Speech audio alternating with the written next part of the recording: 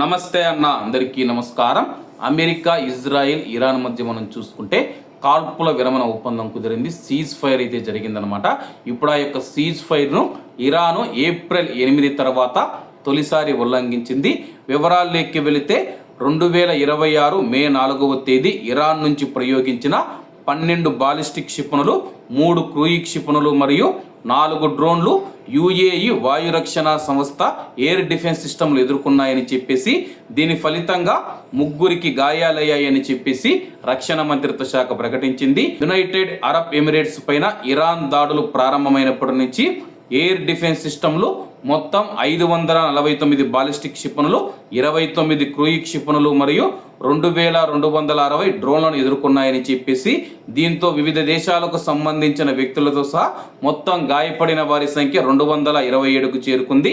సాయుధ దళాలతో ఒప్పందం కుదుర్చుకున్న మొరోకో జాతీయుడైన ఒక పౌరుడితో సహా మొత్తం అమరవీరుల సంఖ్య 3కి చేరింది. అలాగే ప్రస్తుతం మనం చూసుకుంటే కానీ ఇరాన్ దాడుల వల్ల 3 చనిపోయారని చెప్పేసి, వివిధ జాతీయులకు చెందిన పౌరుల మృతుల సంఖ్య మొత్తంగా 10 మంది. ఇరాన్ యుద్ధం ప్రారంభమైనప్పటి నుంచి మొత్తం 10 మంది చనిపోయారని చెప్పేసి, యుఏఈ దేశ సార్వభౌమత్వం, భద్రత, స్థిరత్వానికి రక్షణ కల్పిస్తూ దేశ ప్రయోజనాలకు, జాతీయ సామర్థ్యాలను పరిరక్షించే రీతిలో ఎలాంటి ముప్పులనైనా ఎదుర్కోవడానికి తాము పూర్తి సన్నద్ధంగా ఉన్నామని చెప్పేసి, యుఏఈ దేశ భద్రతను దెబ్బతీసే దేనినైనా దృఢంగా ఎదుర్కొంటామని చెప్పి యుఏఈ రక్షణ మంత్రిత్వ శాఖ పునరుద్ఘాటించింది. ప్రస్తుతం ఇరాన్ యుఏఈ పైన దాడి చేయడంతో మళ్ళీ మిడిల్ ఈస్టులో, పశ్చిమాసియాలో మనం చూసుకుంటే యుద్ధ భయం అయితే నెలకొంది. కాబట్టి అందరూ బాగుండాలి, అందులో మనం ఉండాలి. అందరికీ నమస్తే అన్న, జై హింద్.